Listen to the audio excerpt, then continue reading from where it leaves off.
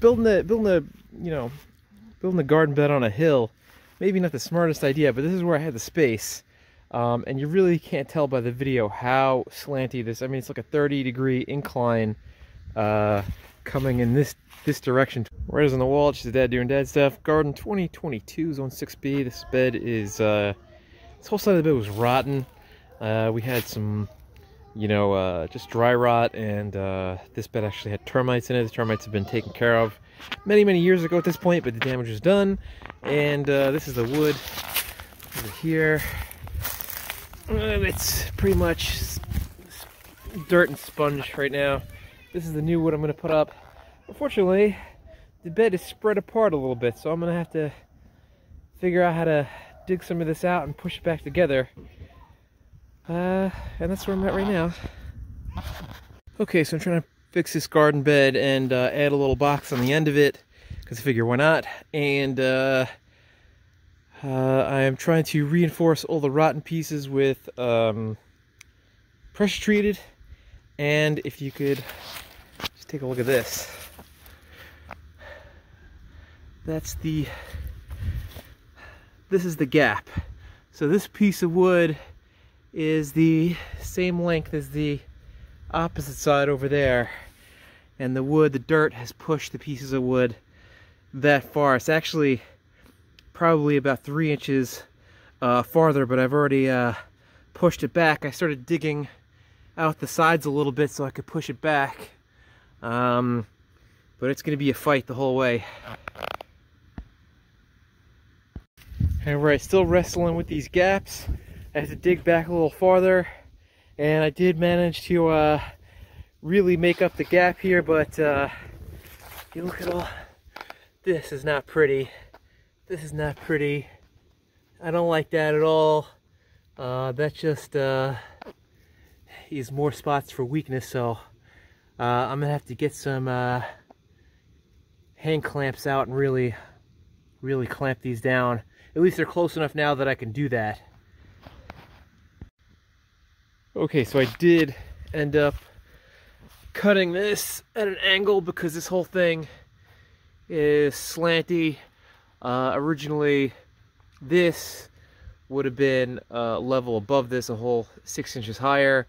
But because of the way the hill is slanted at this side of the bed, I decided to just go right across like this.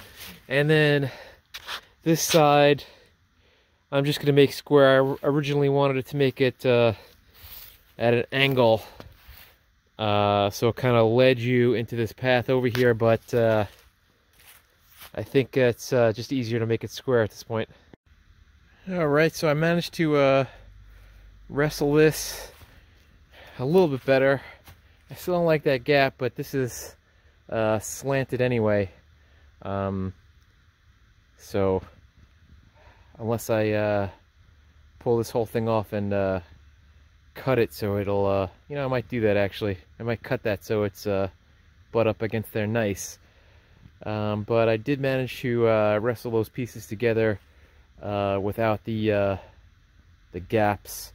And now I'm kind of laying out where I want the rest of the bed to be. I always had this idea that it would be a slanted bed like this one over here. Not perfectly rectangular, but I feel like it should, I don't like the angle. I feel like it should be on this side, it should be farther out. So you kind of get like, pushed towards the walkway this way. I don't know.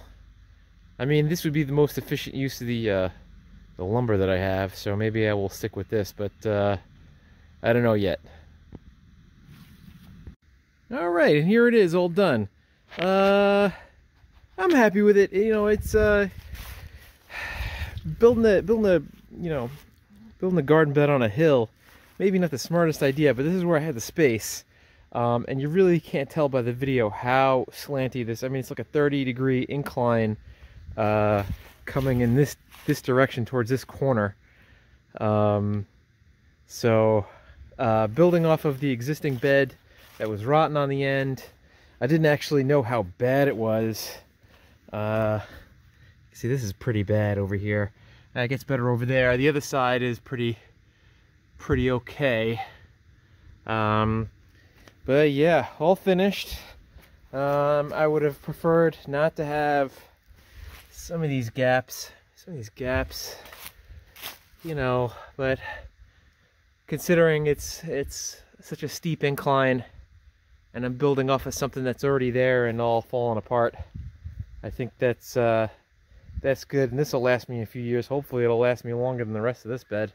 I'll have to replace that for sure next year, the following year. But yeah, I'm happy with that.